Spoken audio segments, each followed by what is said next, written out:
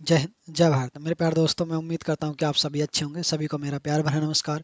इस वीडियो में हम डिस्कस करेंगे आर्टिकल 31 के बारे में। हमारे भारत देश का जो संविधान है, उस संविधान के अंतर्गत जो आपका भाग 3 है, उस भाग 3 में जो मौलिक अधिकार दिए गए हैं, उन्हीं मौलिक अधिकारों के अंतर्गत आपका जो है आर्टिकल 31 जो वो दिया गया था, लेकिन इस वक्त वो आपका आर्टिकल 31 नहीं है। वो संविधान के अंतर्गत उसको जो है कहीं और प्रस्तावित कर दिया गया है, यानी उसको स्थानांतरित कर दिया गया है दूसरी जगह पर। वो क्यों कर दिया गया, उसका रीजन जानेंगे। और आर्टिकल 31 क्या है, इसके बारे में भी हम जानेंगे। ठीक है। मौलिक अधिकारों से संबंधित आपके जो अनुच्छेद हैं, अनुच्छेद 12 से लेकर आपके 32, ठीक है, और 35 तक आते हैं। लेकिन जो है कुछ अनुच्छेद जो है समय के अनुसार जो है वो संविधान में दूसरी जगह उनको जो है वो स्थान दे दिया गया। किस तरीके से जो है वो आर्टिकल आपके जो ये कुछ चेंज हुए हैं, तो हम जो है वन बाय वन करके जैसे वीडियो आती चली जाएंगी उनके बारे में हम जानकारी लेते चले जाएंगे। ठीक है। मौलिक अधिकार से संबंधित मैं आपको वीडियो प्रोवाइड करा चुका हूँ। अब से पहले जो आर्टिकल हैं, जैसे आर्टिकल 12 से लेकर हम जो आर्टिकल 30 तक वो स्टडी कर चुके हैं। किसी कारणवश आपने जो है वीडियो कुछ मिस कर दी है तो उन वीडियो को टाइम निकल कर आप देख लेना। ठीक है।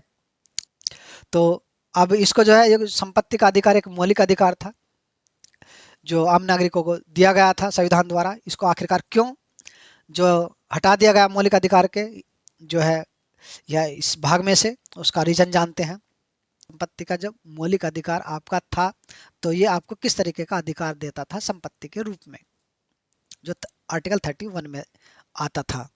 ठीक है ना।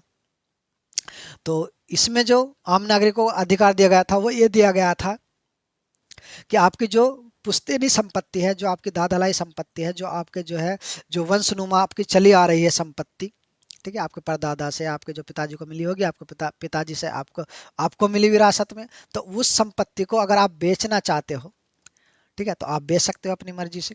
लेकिन अगर आप बेचना नहीं चाहते और ठीक है, तो आम नागरिक चाहे तो उसे खरीदना चाहे तो नहीं खरीद सकता, क्योंकि आप बेचना नहीं चाहते, तो आम नागरिक भी नहीं खरीद सकता। ठीक है। लेकिन अगर कोई सरकारी आदमी या खुद सरकार जो है उसको खरीदना चाहे तो भी नहीं खरीद सकती, अगर वो आपका मौलिक अधिकार है तो।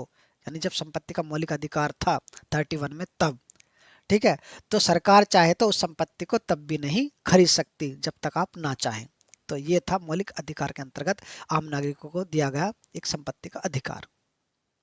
ठीक है। ऐसी चर्चा जो है वो जो आपका स्वतंत्रता का अधिकार है, उसमें भी आपके जो है 6 प्रकार की स्वतंत्रता है, तो 7वीं स्वतंत्रता संपत्ति की थी, तो वो भी हटा दी गई। वो आपकी ऐसी थी जो संपत्ति आपने खरीदी है उसके बारे में जानकारी थी, तो आप वहाँ पर उस वीडियो को देखोगे तो आपको वो जानकारी मिल जाएगी। यहाँ पर जो संपत्ति की बात की गई है वो पुश्तैनी संपत्ति, जो आपकी वंशनुमा चली आ रही है दादा परदादा से, वो संपत्ति जो चली आ रही है उसकी बात की गई है।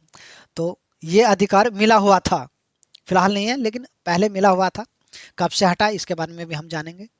तो ये इस तरीके से था, सरकार चाहे तो संपत्ति को नहीं खरीद सकती थी। इसमें प्रॉब्लम आती थी क्योंकि सरकार कोई प्रोजेक्ट बनाना चाहती है, कोई रेलवे लाइन या कोई हाईवे या कोई जो और प्रोजेक्ट के लिए ज़मीन चाहिए होती है सरकार को, तो सरकार जो है वो अगर किसी की संपत्ति है, ठीक है, और वो अपनी संपत्ति नहीं बेचना चाहता, तो इस अधिकार के अंतर्गत सरकार उस संपत्ति को नहीं खरीद सकती कि उसका मौलिक अधिकार है। वो नहीं देना चाहता तो सरकार को इजाज़त नहीं कि वो संपत्ति अब खरीद ले उस व्यक्ति की। तो इसे सरकार को प्रॉब्लम आने लगी, तो सरकार ने जो है फिर इसको जो है संपत्ति का जो मौलिक अधिकार था, इस मौलिक अधिकार से इस संपत्ति के अधिकार को हटा के जो है संविधान में दूसरी जगह इसको स्थानांतरित कर दिया। तो ये आपका जो है जो संपत्ति का अधिकार था, ये पहले हमने जो संविधान में था वो 31 जो आर्टिकल है इसमें था, जैसे हम चर्चा कर ही रहे हैं। तो अब जो है ये आपका 300A, यानी संविधान के अंतर्गत ही आपका आर्टिकल 300 है, यानी आपका 300 है, उस 300A में यानी खंड ए में इसको रख दिया गया है। अब एक संवैधानिक अधिकार है, यह अब मौलिक अधिकार नहीं है। संवैधानिक अधिकार का मतलब ये है कि थोड़ा सा ये जानते हैं हम कि ये जो 300A जो रखा गया था संविधान में, जो अनुच्छेद 300 है उसके ए खंड में जो इस संपत्ति के अधिकार को रखा गया था, वो आपका जो 44वां संशोधन करा था, और 44वां जो संशोधन हुआ था वो 1978 में हुआ था। ठीक है ना। तो अब जब ये एक संवैधानिक अधिकार हो गया तो अब जो है अगर कोई प्राइवेट आदमी इसको खरीदना चाहे, और ठीक है, अगर आप बेचना चाहते हो तो बेच सकते हो, अगर नहीं बेचना चाहते तो वो प्राइवेट आदमी कोई भी जो है दूसरा व्यक्ति वो उसको खरीद नहीं सकता। लेकिन अगर अब सरकार चाहे तो आपकी जो संपत्ति है उसको जो है सरकार खरीद सकती है। यहाँ पर अब ये नियम लागू हो गया है। इसके जो इसे संवैधानिक जो दर्जा दे दिया गया इसको जो है अब आर्टिकल को, इसे जो मौलिक अधिकार को, तो उसी से यही अर्थ निकल कर आता है कि अब सरकार चाहे तो उस संपत्ति को खरीद सकती है। अब आप मना नहीं कर सकते, लेकिन आम नागरिक नहीं खरीद सकता, कोई और नहीं खरीद सकता, सरकार खरीद सकती है। ठीक है ना। उसके बदले जो है सरकार आपको मुआवजा देगी, मुआवजा देती है। आपने देखा होगा कि हाईवे में जो कुछ होगी, जो जो जमीन आ जाती है, काफी अच्छा मुआवजा मिलता है सरकार द्वारा। ठीक है ना। तो अच्छी खासी जो है रकम सरकार अदा करती है।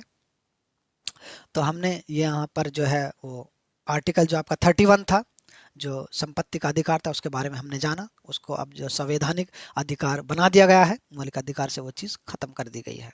ठीक है ना। तो उम्मीद करता हूँ कि आपको अच्छे समझ में आ गया होगा। ये आर्टिकल जो 31 है, जो संपत्ति का अधिकार था। ठीक है।